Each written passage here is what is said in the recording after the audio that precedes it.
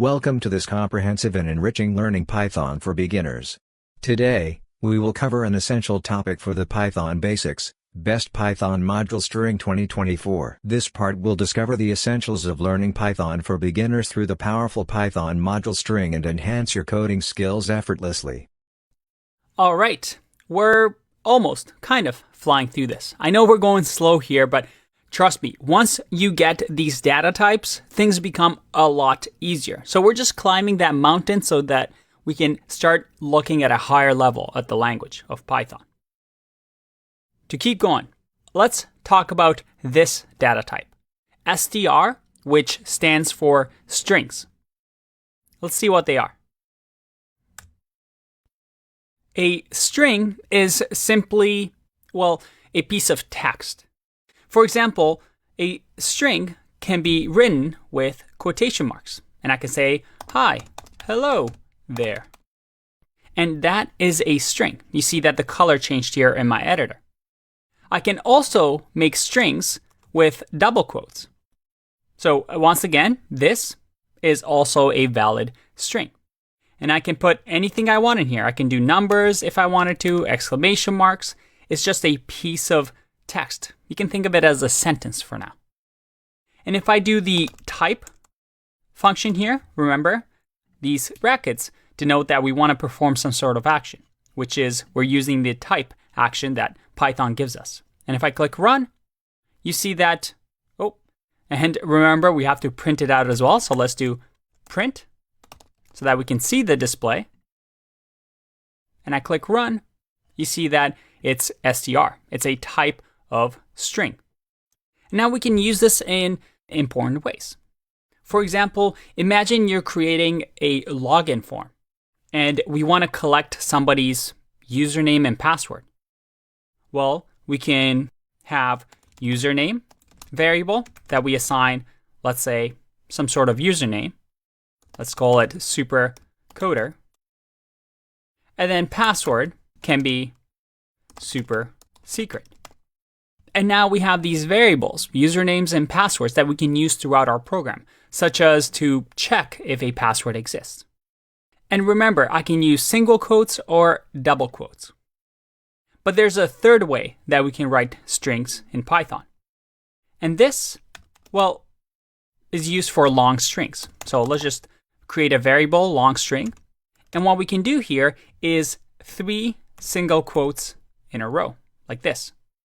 And then here, I can just say, wow, maybe a pair of eyes of somebody that's really impressed. And let's go with a mouth. That actually kind of looks like hair. All right. And then I finish it off with 3 single quotes again. So now if I print the long string and I click run, look at that. My little weird emoji face is printed. So the 3 single quotes is for long strings that I can keep going on multiple lines. For example, I can't do this with the single quote. You see that the orange color is now gone because Python is going to say this is a new line and this is another line. And it's going to give me an error because, a cret with a quote doesn't mean anything. But if we use 3 single quotes, you can see that we can do multi-line strings. And this is really useful if you want to have maybe long sentences and paragraphs. Now, with a string, we can do some cool things that we saw in the numbers videos. What if I had something like this? Let's say I wanted to grab the first name of a user. Just give my own name here, and then last name. And again, my super hard to pronounce last name. Could we do something like this where we have full name equals to first name plus last name? And then if we print here the full name like this, should this work? Well, let's have a look. Let me remove this part over here just so we have nice and clean looking code.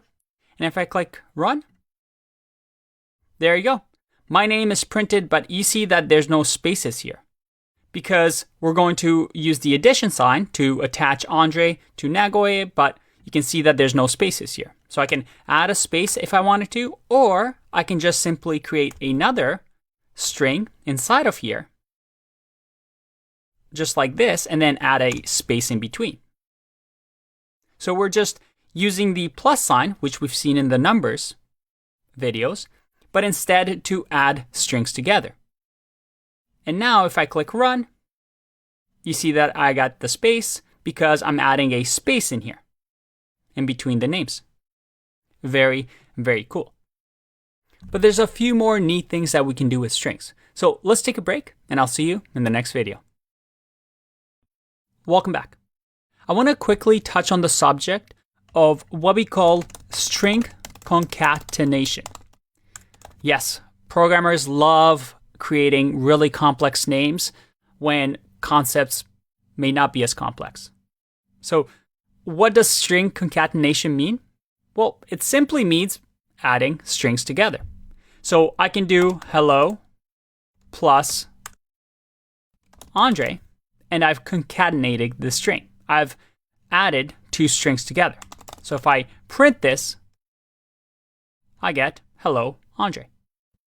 So if you ever hear people talk about string concatenation, that's what they mean. We're concatenating strings. By the way, what do you think will happen if I do hello plus 5? If I click run, that's not good, is it? I get type error. Must be string, not int. So it looks like string concatenation only works with strings. We'll explore that a little bit more in the next video. Now, up to this point, we've learned that str is an ordered sequence of characters, right? It's essentially a piece of text where we can write our names, passwords, paragraphs, and sentences. And strings underneath the hood are stored in memory, as I said, as an ordered sequence of characters. So for example, if I had the string me, then this will be stored in our computer's memory in an order. So M will be stored in a place in memory, and after that place in memory, E will be stored, then the space will be stored, and then M, then E, then space, then M, then E. So if you think of a bookshelf, each one of these is ordered in a different part of the bookshelf, but one after another. And the way we can think about this is like this. The M is stored in location 0, and then E is stored in location 1, and then space is stored in location 2, and so on and so forth. And each shelf now corresponds to a value. So that when we ask the computer, hey, I want you to grab this string, we know that, hey, we're going to look in the shelf 0 to 7. Now, why is this important? Because one of the most useful things you can do with strings is to access different part of a string using its what we call an index. So for example, when you have a string, and let's call this variable or this piece of string selfish. And selfish has me. And I'm going to comment this out just like this. Make sure it's aligned, okay? And what I'm going to do here is I'm going to say selfish and then square brackets right here and then type in 0. Now, if I print this and I click run, check that out. I get the letter M. Why is that?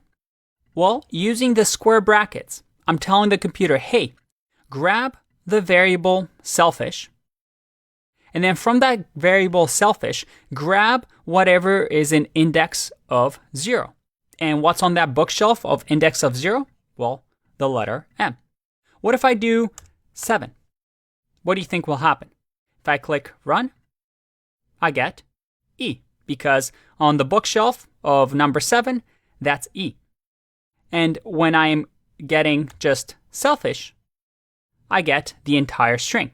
It's going to say, all right, I'm going to grab from the bookshelf index of 0 all the way to 7. Very, very cool. And this concept we're going to explore throughout the course, and you're going to see why it's important very soon. But using this knowledge, we can do a lot of string manipulation. And Python has this unique feature that we're going to talk about right now that allows us to grab different pieces of text. So let's have a look here. The rule here is when we use square brackets in Python, the first item that we put between the square brackets is what we call the start. The start is, hey, where do you want me to look? In our case, we said we want to look at 0, so we got M. We wanted to look at 7, we got E. But then there's an extra thing that we can do. If we do a colon here, we also have the option to say, hey, where to stop. What does that mean? Well, if I do something, and you know what, let's change this to 0, 1, 2, 3, 4, 5, 6, 7, just so it's easier to understand. If I do, let's say, 0, colon, 2, and I click run, I get start at 0, end at 2. So I get to grab 0 to 1. Because remember, I'm saying start here, but then stop as soon as you get to bookshelf 2. We don't want that. So if I do 0 to 7, what do you think will happen? Well, I click run, and I get all the way to 6. So in order for us to grab the full string, we have to do 0 to 8. Because there's actually 8 characters here, right? Because we start from 0. If I click run, there you go. Now there's a third thing that we can add here. And this is called the step over.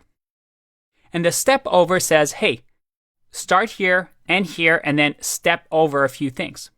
So the default is 1 because we're going 1 by 1 through our bookshelf. You see that we get the entire string. But if I add 2 here, it steps over by 2. So I grab 0, then I step over 1, 2, grab 2, then step over 1, 2, grab 4, step over, and so on and so forth. So let me ask you a couple of tricky questions here. What happens if I do this? Is this valid? If I click run, what will happen? Ready to guess? I get 1, 2, 3, 4, 5, 6, 7. This says, hey, start at 1, so that is right here. But then afterwards, stop, well, there's nothing there. So the default is going to say, go all the way to the end. I know this is confusing, but hang in there. Practice this often enough, and this will become second nature. Okay, what if I do something like this, where I don't fill the start and do 5 here? What happens now? Ready? I get 0, 1, 2, 3, 4, all the way until 5. So it starts as default 0 and goes to 5. Okay, what if I do something like this? 2 semicolons and then 1. If I click run, all right, I get the default behavior. Because it's starting at 0 when there's nothing. It ends at whenever the string ends, when there's nothing, and then we're stepping over through it once. All right, but what if we do something like this? What if I do -1 here? This is a tricky one. What will happen? Let's find out. I get 7. In Python, the negative index means, hey, start at the end of the string. So that if I do -2, I get 6. If I do minus 3, I get 5 because I'm going backwards. And a neat trick that you can do here is if we do semicolon, semicolon, minus 1, and this is actually quite a common operation, so you just have to memorize this even though it looks weird. It means start, stop, there's no limit here, but I want to step over from the back. So what do you think will happen here? If I click run, did you see that? We get the reverse of the string. So this is a very useful notation if you want to, let's say, reverse an order. And if we want to, let's say, skip by 2, I click run, and you see that we're skipping by 2 now. Now, hopefully your head doesn't hurt with all this notation. You just have to get used to it. It's something quite unique to Python, but it's very, very useful. And here we are. We have reached the end of this extremely interesting video. I hope you enjoyed it. Don't forget to give it a thumbs up, subscribe and share the video on your social networks. It really helps me to continue creating interesting and free content. And if you want to learn more, you know where to go, mitlearning.com. There are many free courses and content, so don't hesitate to join us. I hope to see you there very soon.